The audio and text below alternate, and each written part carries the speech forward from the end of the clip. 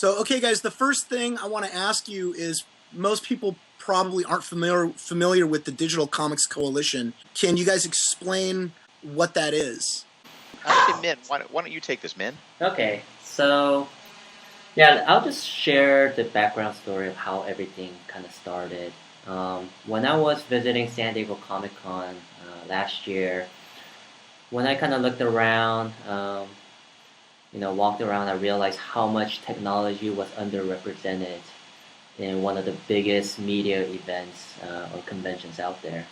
So I was like very frustrated, and then while talking to Doug from Scrollon, we started sharing the same frustration. We just talked about how digital comics is very underrepresented.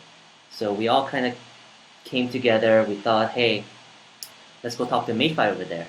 So we talked to Madefire, and Doug talked to Mark, and then I think Doug also talked to Felix, and we decided we just have to do something about this because this is like a very exciting thing that's going on. We believe our digital platforms offer something very special, something very different from print.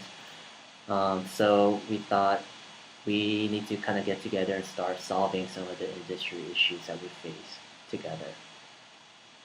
Okay, so having gotten that broad overview, would each of you guys mind telling me what sort of a contribution each of you can make to the coalition as a whole? The reason I'm asking is because each of your companies are very different. Your Right. the products that you offer are very distinct. Mm-hmm. So I'm just curious to. It's that old Vulcan mindset, strength and diversity, right?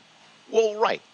I would say at this point, it's not that any one of us is doing anything uniquely different for the coalition or to contribute to it. At this stage, it is very much about the transparency of what we all do. And the idea that we got together specifically so that we could share information, share knowledge, share what we've learned. We all have the advantage of not being some sort of super corporate entity that has to be, protective of shareholders or protective, in any great way with proprietary information. I mean, every company always has a little bit of that, but by and large, I think we're able to open up to each other and talk more specifically about the technology, about the challenges that we've had on a behind-the-scenes level, at the challenges that we have in terms of production, the challenges we have in terms of promotion and marketing, and that's where we're very beneficial to each other as we learn to share this information with each other and learn from one another's successes and missteps. That's great. That's a great answer. Anybody else want to embellish upon that, or does that sum it up, you think? I would say, oh, sorry, Doug. Go ahead.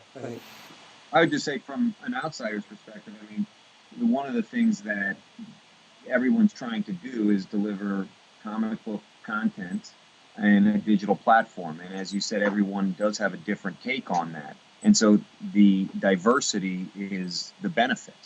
And right. I think, piggybacking on what Mark said, if this is the new Wild West in terms of delivering content, and one individual or one company may be able to do certain things better, it's just information sharing, and it's the all boats rise idea where let's all help each other out, let's figure this out together, and and if people can end up collaborating in certain ways or helping deliver the content, which I think is the ultimate goal, then I think that's what this coalition offers. Awesome. Doug, did you want to add to that? Well, Mark, did you have something you wanted to say, Moretti? Well, I just was going to say that on the physical front, Scrollon, Doug and I have had a booth at Comic-Con for the last couple of years, and we're opening that up to the DCC for this year. So everyone will be represented there in booth 1221. Thank you for that plug.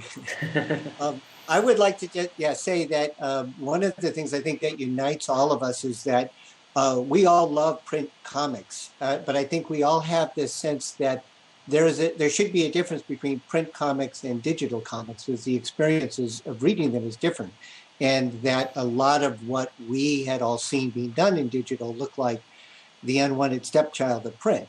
And we feel like the medium, because it's a way that so many people are consuming content now, deserves to be addressed specifically, and things need to be designed and created for the digital medium, which is different from the way they would be created for print. But I would like to just say, none of us, we all love print books, so we never would have gotten to where we are now if we didn't. I think that's a really good point you brought up, and it's something that at Madefire, particularly Liam, pays a big, because we all love print books too, and all the guys at Madefire love print books. But what Liam was trying to do with Madefire is he just wanted to push it to the next level. Like what he was doing with Captain Stone, he wasn't drawing panels or following a script. The script was more like a feature film script, and he was more like a director. And he would just draw like on anything, and he would draw full. Sometimes he does full oil paintings that he then breaks up in Photoshop and incorporates. So that statement that you made, that the way that you create these is different, that's a huge point right there. That it's not, we're going to take a page and we're going to split it up into sections. It's not like that at all. It's pretty much, you could take an oil painting and then go to a watercolor and then go to a line drawing, and one could be on canvas, one could be on typing paper, and one could be on Bristol. And I think that just kind of opens up the playing field for creators. And I see that on all the platforms, not just Madefire, on Scrollon, on Thrillbent. It seems like the way that you guys put your technology together, it just opens it up for the creator to experiment. Right. I mean, I think that's a big part of what we've all been trying to do. And as you've observed, it's interesting that no two of our platforms really duplicate each other in any real significant way, but we're all still telling comic stories. I think that with Thrillbent specifically, it was this idea that, as you said, I just hate this idea of reading comics one panel at a time if they were already created not to be read that way. You know, if your comic is a panel at a time and it was created to be read that way, that's terrific. And let's see more of those. Or, you know, the idea is just try not to take something that was created for the print medium and just transport it lock, stock, and barrel over to digital. It's not the same experience. Why not? Because then you're having to scroll up and down to read a full page, or you're having to sort of isolate individual panels, and that way you lose the overall sort of the storytelling that happens across a well-designed page. So, you know, Doug certainly got it with Scrollon right off the bat, which is, if you're going to do it and you're going to go all in on this. With Thrillbent too, I mean, I confess to the fact that in the earliest days, I was thinking very much about, okay, how are we going to print this someday? How, you know, do we have to be careful about some of the experimentation we do because we're going to want to go to print? And I realized fairly early on, you know what? I'll worry about that later. If there's no reason to go half in on one medium, let's try go all the way, and then later we'll figure out how to, if we want to go to print, if we want to take it to a different medium, how do we do that? But take advantage of all the things that digital can allow. Yeah, and that's an interesting point. I remember when Dave Givens first saw Kinman Chan's work on Treatment, which is Dave's property. Kinman actually had the panel start in the bottom right and then build to the top left. And it blew Dave's mind because he's so used to going top left and down. So it changed the way Dave wrote his scripts, because he said, I don't need to start at the top left. It doesn't need to be panel one. And he called it a new storytelling grammar. And I think that's a term that applies to all the companies here, because Liam actually said at Madefire we called them builds, where you take the art and you build a motion book. And when we talked about moving to print, because Captain Stone and Mono are printed through Titan Comics now and they're on the bookshelves, Liam called that a print build. He's basically taking all of these elements that he'd made for a motion book and then building a print version out of it, because it is so different. And it's, when I look at Thrillbent, when I look at some of the stuff you've done, I think you almost kind of have to, it's almost like you have to attack it from the same mentality, because the way you're telling the story is so much different than the typical left-right. I'm starting here and going exactly. the idea that panels can appear, panels can disappear with a swipe, but the fact that we can actually tell a story right to left if we want to for a couple of pages if we want that effect for whatever reason. The I will say, however, the only caveat to this is that the Mark Waid of 3 years ago, who said, when we get to print, we'll worry about how to make that stuff later. Well, it's later now, and so I hate you, Mark Waid of 3 years ago, because I'm now spending days in post-production, like trying to figure out how to then go retrofit some of the stuff in. That's a whole nother lecture. It's a whole that we could do an entire Skype session on that. But I don't regret it, because again, use the medium to its fullest.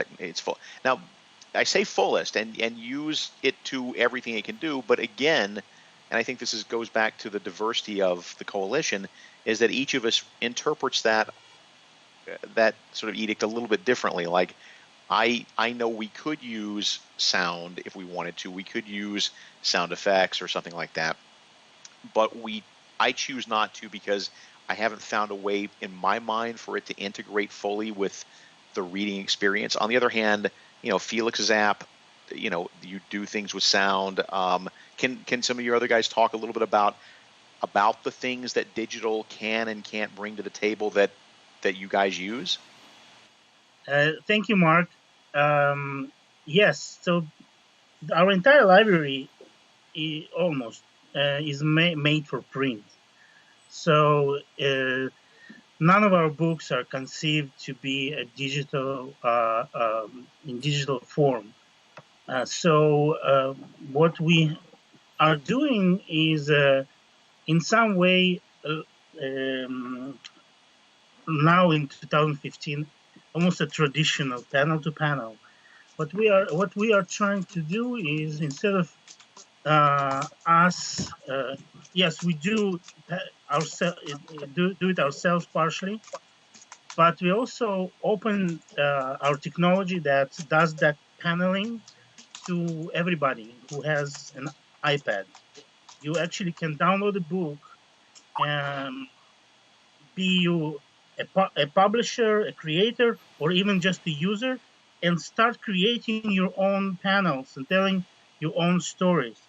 And just the paneling, we're not stopping there. What we are offering is special effects, visual special effects like shaking, lightning, different types of effects to enhance. You don't have to use it, but it's an option. It's not as it comes as a default. And also we have a sound effects, a library of those, and also audio recording. So either a user can record his own interpretation of the story, or a creator can tell us about behind the scene, his inner thoughts. So we call it a crowdsourcing, the paneling, the special kind of treatment of comic or digital comic books, and I hope people will use those tools to go beyond reading. So once we have a printed book, nothing we can do really but read. And here you can tell your own story. You can shake things up, literally, and that's how we contribute our own kind of way to digital comics. I was gonna add, so as you can see, every platform here has something to contribute. It's not just comics or digital comics or just our knowledge, but we have a lot of experience because we each individually had challenges that we had to overcome to be here today. So as a coalition, we come together and start sharing these experiences. So we start creating synergies. We learn from each other, we help each other, and together we're trying to solve an industry-wide problem, which is how do we get more people to experience what digital comics has to offer. That's great. Anybody else have anything to add? Because that's actually a great lead into my next question. Go for your next question. Okay, the next question.